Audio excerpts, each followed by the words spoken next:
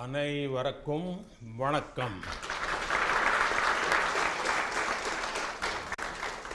ஓம் நம சிவாय. शिवाय नमः. हर हर महादेव. सबसे पहले विभिन्न आदिनम से जुड़े आप सभी पूज्य संतों का मैं शीश झुकाकर अभिनंदन करता हूं. आज मेरे निवास स्थान पर आपके चरण पड़े हैं. ये मेरे लिए बहुत सौभाग्य की बात है. ये भगवान शिव की कृपा है जिसकी वजह से मुझे एक साथ आप सभी शिव भक्तों के दर्शन करने का मौका मिला है. मुझे इस बात की भी बहुत खुशी है कि कल नए संसद भवन के लोकार्पण के समय आप सभी वहां साक्षात आकर के आशीर्वाद देने वाले हैं. पूज्य संतगण, हम सभी जानते हैं कि हमारे स्वतंत्रता संग्राम में तमिलनाडु की कितनी महत्वपूर्ण भूमिका रही है. वीर मंगई वेलु नाचियार से लेकर मर्द भाइयों तक, सुब्रमण्यम भारती से लेकर नेताजी सुभाष चंद्र बोस के साथ जुड़ने वाले अनेकों तमिल लोगों तक हर युग में तमिलनाडु भारतीय राष्ट्रवाद का गढ़ रहा है. तमिल लोगों के दिल में हमेशा से मां भारती की सेवा की, भारत के कल्याण की भावना रही है. बावजूद इसके ये बहुत दुर्भाग्यपूर्ण है कि भारत की आजादी में तमिल लोगों के योगदान को वो महत्व नहीं दिया गया जो दिया जाना चाहिए था. अब बीजेपी ने इस विषय को प्रमुखता से उठाना शुरू किया है. अब देश के लोगों को भी पता चल रहा है कि महान तमिल परंपरा और राष्ट्रभक्ति के प्रतीक तमिलनाडु के साथ क्या व्यवहार हुआ था.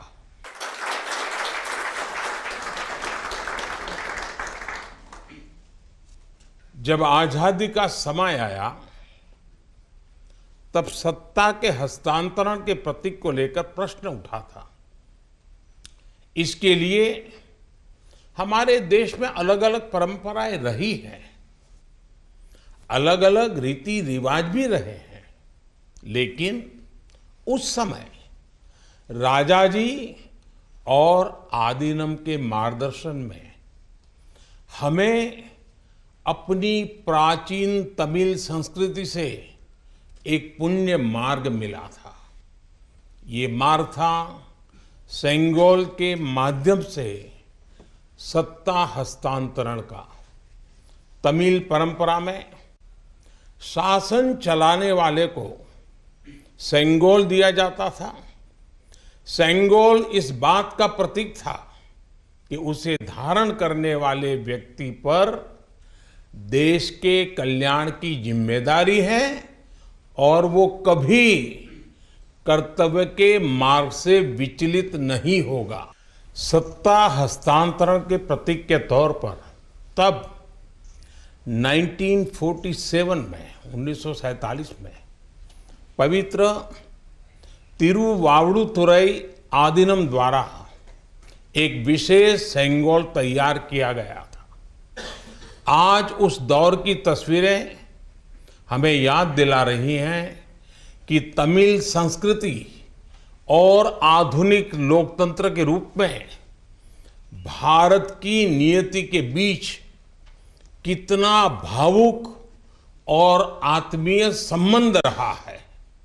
आज उन गहरे संबंधों की गाथा इतिहास के दबे हुए पन्नों से बाहर निकलकर एक बार फिर जीवंत हो उठी है। इससे उस समय की घटनाओं को समझने का सही दृष्टिकोण भी मिलता है और इसके साथ ही हमें ये भी पता चलता है कि सत्ता के हस्तांतरण के इस सबसे बड़े प्रतीक के साथ क्या किया गया। मेरे देशवासियों, आज मैं राजा जी और विभिन्न आदीनम की दूरदर्शिता को भी विशेष तौर पर नमन करूंगा। आदीनम के एक सेंगोल ने भारत को सैकड़ों वर्षों की गुलामी के हर प्रतीक से मुक्ति दिलाने की शुरुआत कर दी थी। जब भारत की आजादी का प्रथम पल आया, आजादी का प्रथम पल, वो क्षण आया, तो ये सेंगोल ही था जिसने गुलामी से पहले वाले कालखंड और स्वतंत्र भारत के उस पहले पल को आपस में जोड़ दिया था। इसलिए इस पवित्र सेंगोल का महत्व सिर्फ इतना ही नहीं है कि ये 1947 में हस्तांतरण का प्रतीक बना था। इस सेंगोल का महत्व इसलिए भी है क्योंकि इसने गुलामी के पहले वाले गौरवशाली भारत से, उसकी परंपराओं से स्वतंत्र भारत के भविष्य को कनेक्ट कर दिया था। अच्छा होता कि आजादी के बाद इस पूज्य सेंगोल को पर्याप्त मान सम्मान दिया जाता, इसे गौरवमय स्थान दिया जाता।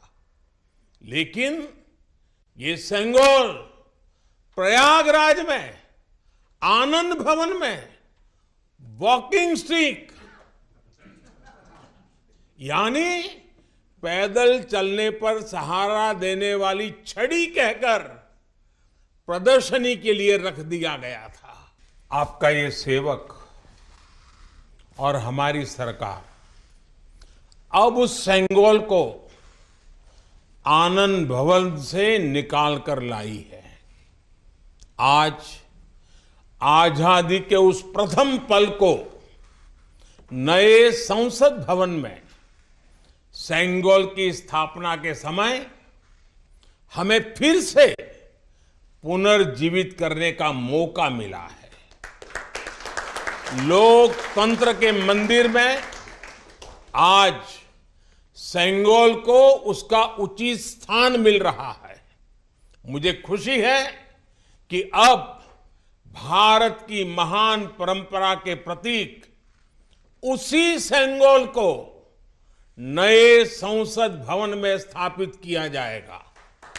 ये सेंगोल इस बात की याद दिलाता रहेगा कि हमें कर्तव्य पथ पर चलना है, जनता जनार्दन के प्रति जवाबदेह बने रहना है।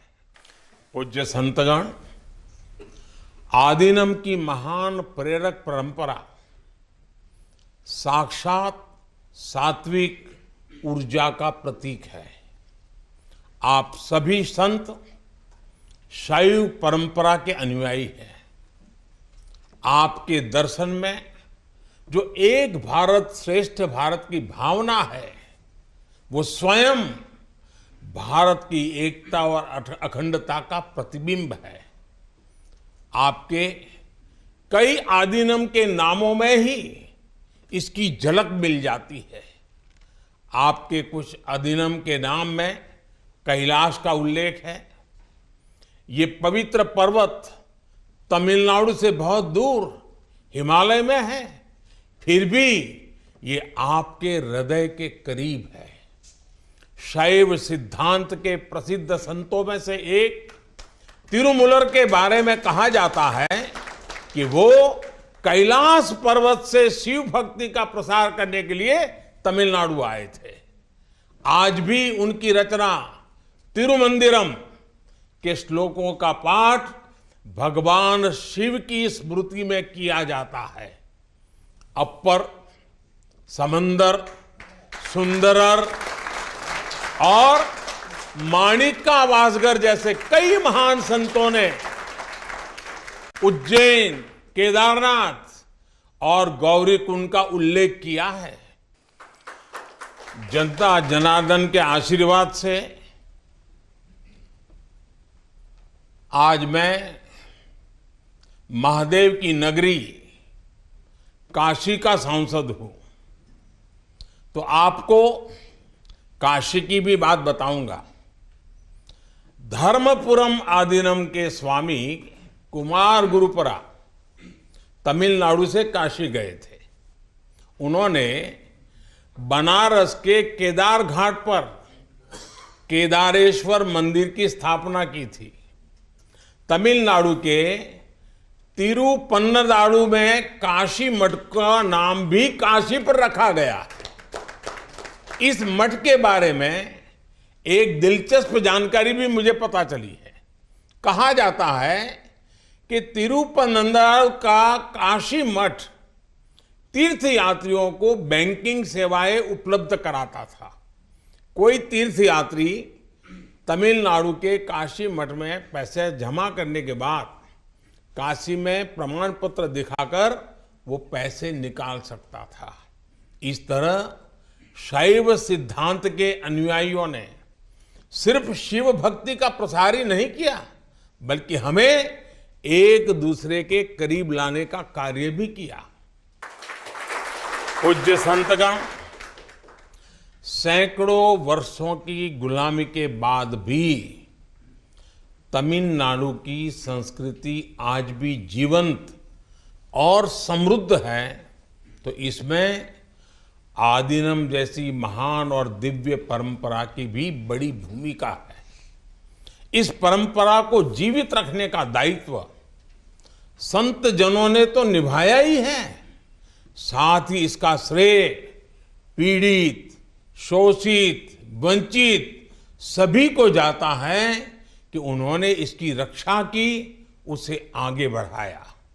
राष्ट्र के लिए योगदान के मामले में आपकी सभी संस्थाओं का इतिहास बहुत गौरवशाली रहा है।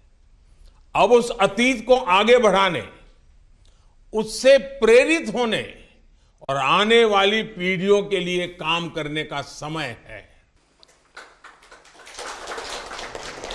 पूज्य संतगण, देश ने अगले 25 वर्षों के लिए कुछ लक्ष्य तय किए हैं।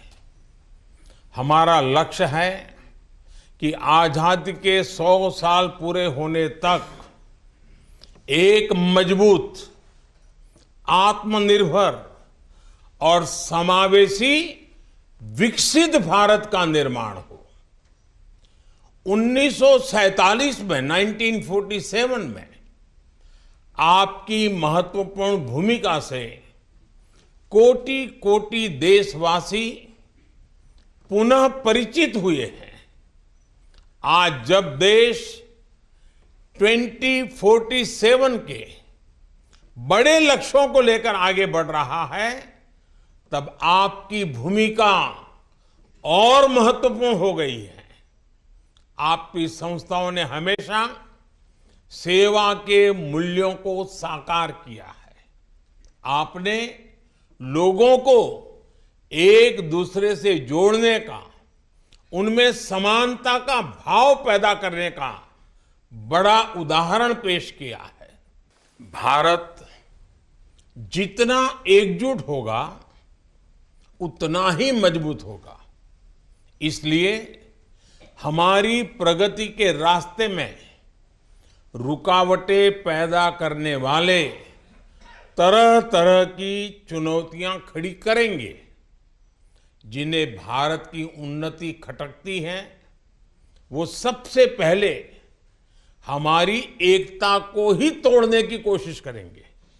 लेकिन मुझे विश्वास है कि देश को आपकी संस्थाओं से आध्यात्मिकता और सामाजिकता की जो शक्ति मिल रही है, उससे हम हर चुनौती का सामना कर लेंगे।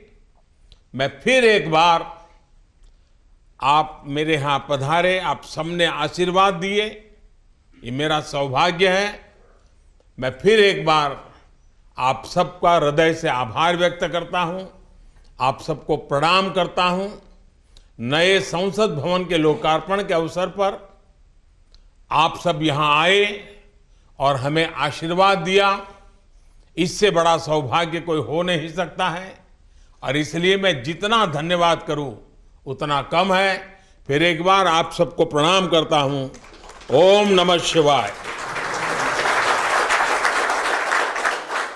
वणक्कम।